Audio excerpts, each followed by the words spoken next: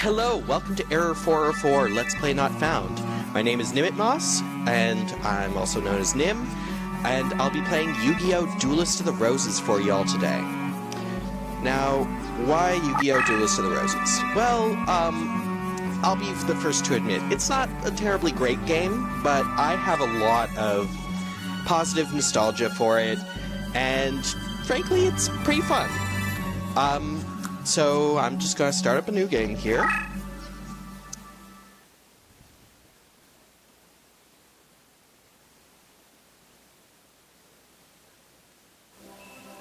Oh no, we're falling! Excuse the horrible, horrible jokes, that'll happen. I assure you. The British Empire in the 1480s. The Wars of the Roses, a power struggle between the houses of Lancaster, the Red Rose, and York, the White Rose, to decide a royal successor was nearing an end. With the Yorkists well in the lead, the reign of Richard III was but a step away. And in France, Yuki, Henry Tudor, the last Lancastrian heir, was being forced to live a life of exile. The Lancastrian forces were rendered powerless by ancient cards of sorcery wielded by Seto and his 7 followers, who, known as the Rose Crusaders, served under the flag of Lord Crawford, a powerful Yorkist nobleman. Lacking a duelist to champion their cause, defeat was imminent for the Lancastrians. In England, duel card games were still at the fledgling stage. Thus, the Lancastrians had to look elsewhere for a duel master capable of facing Rosencrews in battle. With this in mind, Margaret Mai Beaufort of Lancaster secretly requested a high druid to summon a duelist from another age. And that, dear readers, is where we come in. Yeah, it's England. Everything's either the Big Ben or the Stonehenge monument, so guess where we landed. Ooh! Summoned from the mystic circle of red and white roses, the one capable of harnessing pure power. There was truth to the legend of the Rose Duelist. Lady Margaret, I did it! Now we have the means for defeating the evil forces of Rosencrews. That's an ellipses. I'm not reading it. No. Oh, my apologies. In my excitement, I'd forgotten I was in the presence of the Rose Duelist. Allow me to introduce myself. I am Simon McMorrin, High Druid and Servant of Lancaster. May I be so bold as to ask the name by which the Rose Duelist would like to be known? Now here's an interesting feature about this game. Picking out a name actually determines what decks you will get. Because my gamer tag is Nipmoss, I'm going to go with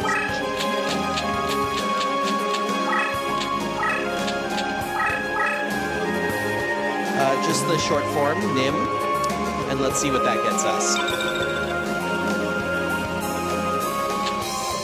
Nim, a fine name indeed. No, it really isn't, but whatever. Now here's the situation. The year is 1485, and you are currently in Stonehenge, near Salisbury, England.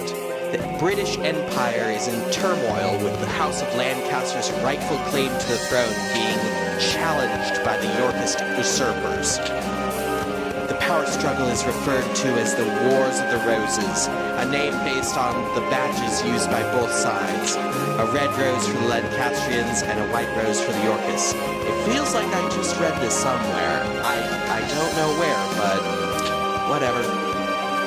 Right now, our kingdom is threatened by the Yorkists and their wrongful claim to the throne. All because the Yorkists enjoy the support of the Rose Crusaders and their sorcerous white rose cards. Using our red rose cards, we summoned you, Nim, to this day and age. We hope that your dueling experience would defeat the Rose Crusaders and lead us to victory! You will help us. Of course you will. Foolish of me to even doubt where your loyalties lie. Oh, kind of pushy, aren't you, Simon? Rumor has it that only the legendary Rose Duelist stands a chance against the power of Rosencrews. We appreciate any help you can provide against them. Before I forget, I should warn you that the rules to dueling differ here from those in your age. Here in England, dueling is governed by what is known as the perfect rule. In addition to several minor distinctions, there are two major differences. One is the existence of movement or positioning. The other is the deck leader concept. Now, just an asterisk here. The game calls it deck leaders. Periodically, I might say commander, or I might say general, or whatever. The terms are basically just going to be interchangeable for me. These are two aspects of dueling that were lost in the process when the ancient sport of duel monsters was adapted to card form. The perfect rule represents these lost rules that were miraculously revived here in England. Perhaps a practice duel will serve better than an explanation, shall we? Well, it's really tempting not to play one, but just in case you haven't seen one before, I'll play a practice duel. So that gives us a basic introduction to how the game works. I'll be explaining more as time goes on, but those are the basics. Back to the quote-unquote story. First, Nim, you must select a deck to duel with. It is important that you feel the vibrations of a deck leader, the minute resonations that ring true to your soul. The cards themselves draw their power from the energies of the Ancient Ones. The deck leader acts as an intermediate between the Ancient Ones and the deck wielder. Nim, it is essential that you select a card leader whose rhythm matches the stirrings of your soul. Here are several decks from which to choose. Give it some serious thought and make your selection.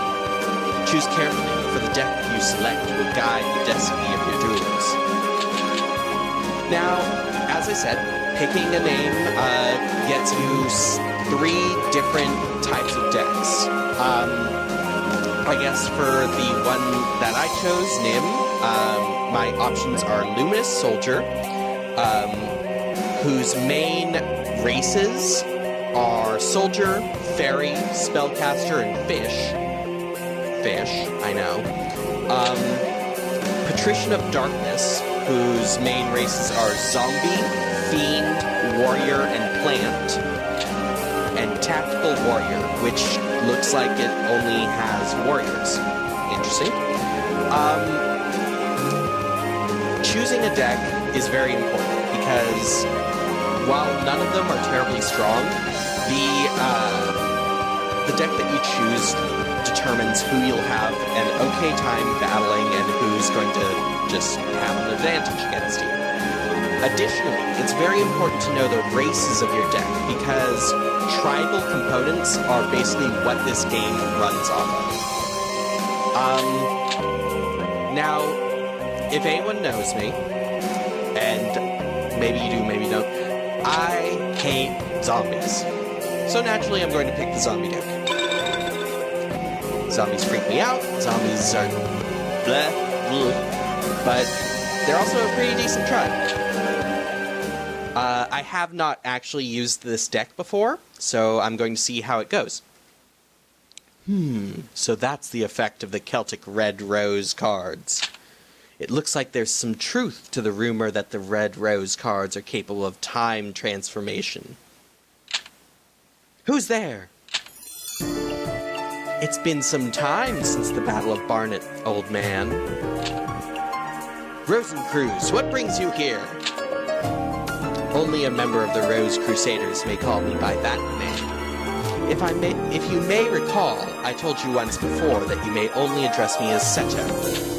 Or does memory fail you, old man? And you must be the dreaded Rose Duelist. I must admit there's a certain aura of power emanating from you. I believe an introduction is in order.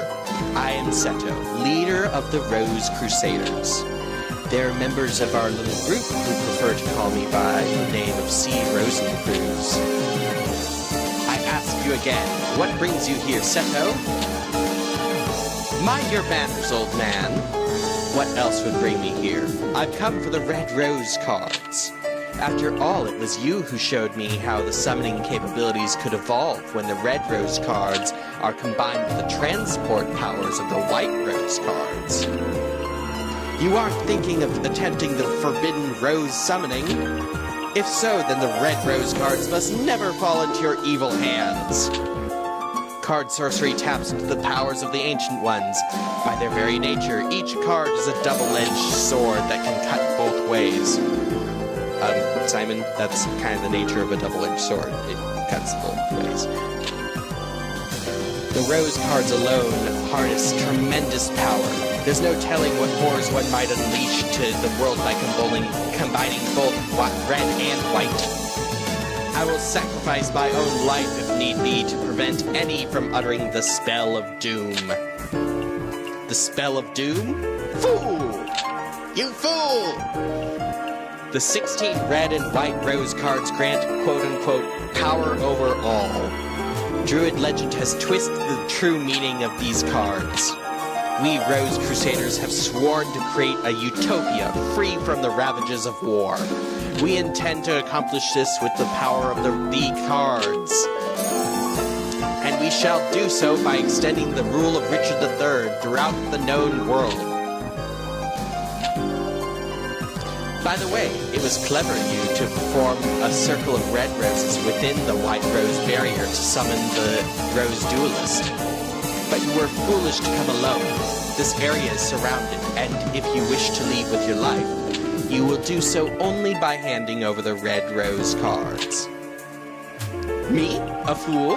Then what about you? You fool!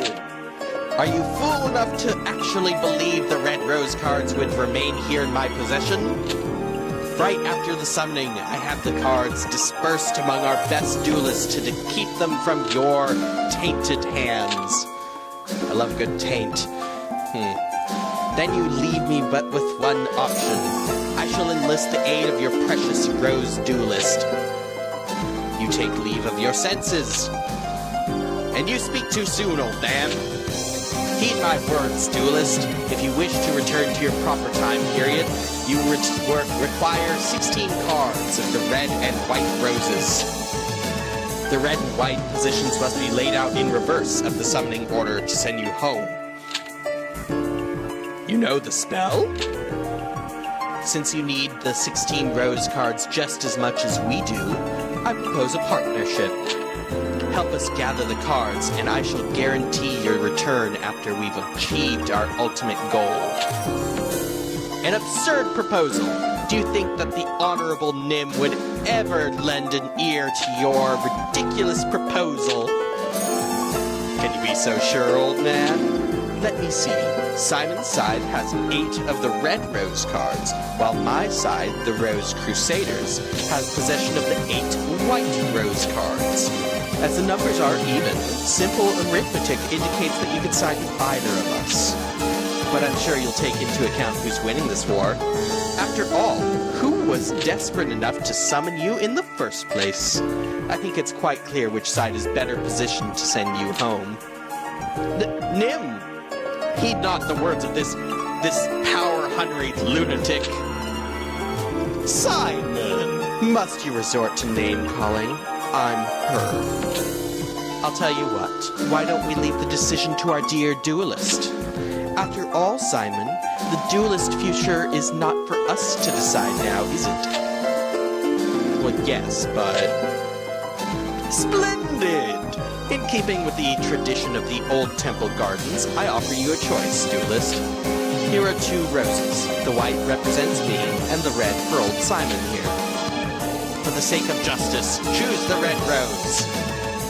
Stand by my side, Duelist. Choose the white rose. Well, here comes the second decision of the story. Siding with the red rose, the Lancastrians, is a much more wide-open campaign. You'll often have multiple opponents to choose from, whereas siding with the Yorkists, the white rose, you'll basically be forced along a specific path. it's very linear. This time, I'm going to side with Lancastrians, but I will eventually be picking the Yorkist side, but have no fear, I'll be going through both paths. Oh well, you made your choice, and I respect that. For now, I will guarantee your safe passage until you've met with Yugi. After all, I don't want our little game to end too quickly. That wouldn't be sporting. I look forward to the day when we meet again, Duelist. Until then.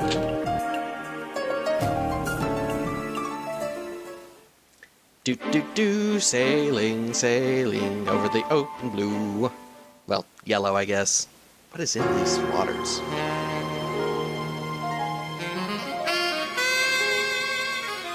That is some funky jazz. Nim, I present Prince Yuki, last Prince of Lancaster, a true Welshman, and the hope of we who call ourselves Celts. My lord, may I present Nim, the Rose Duelist. You serve us well, Simon. My mother was wise in summoning you from Scotland. And there he is with his fabulous hair. You honor me, sire. Duelist, I am Yuki. Actually, Henry Tudor is my name, but I find it tiresome. You may call me Yuki. I'm sure Simon explained our situation, but it's only right that I request your services myself. I need you to return to England and put an end to the threat of the Rose Crusaders. Their white rose cards form a barrier that prevents my armies from setting foot on British soil. Although we Celts have the red rose cards, we are but inheritors who are unable to wield their full power.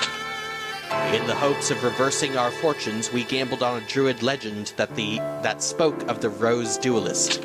Me. Hello. According to the same legend, one must use a deck whose cost is lower than an opponent's to capture a rose card of another color.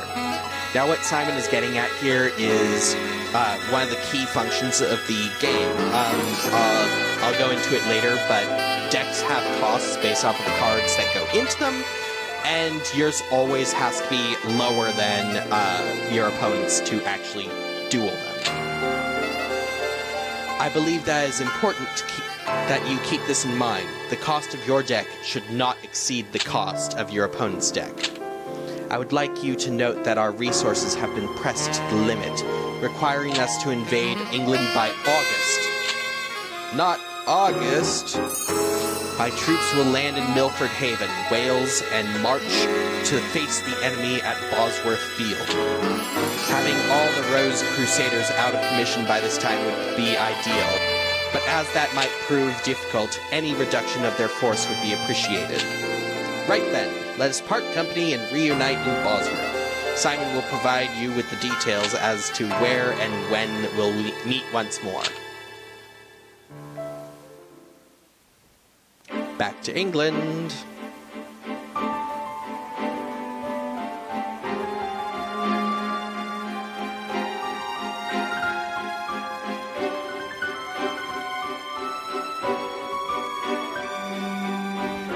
And as you can see, we have our first two options. Chester, where we can fight Weevil Underwood, who has a deck cost of 854. And Tewksbury, where we can fight Rex Raptor, who has a deck cost of 960. As it stands, our deck cost is 815. In the meantime, I will call that an episode.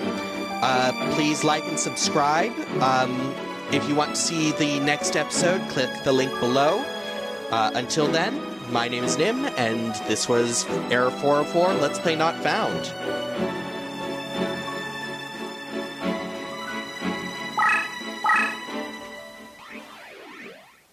Here we go. Oh dear. Blur is best defensively, but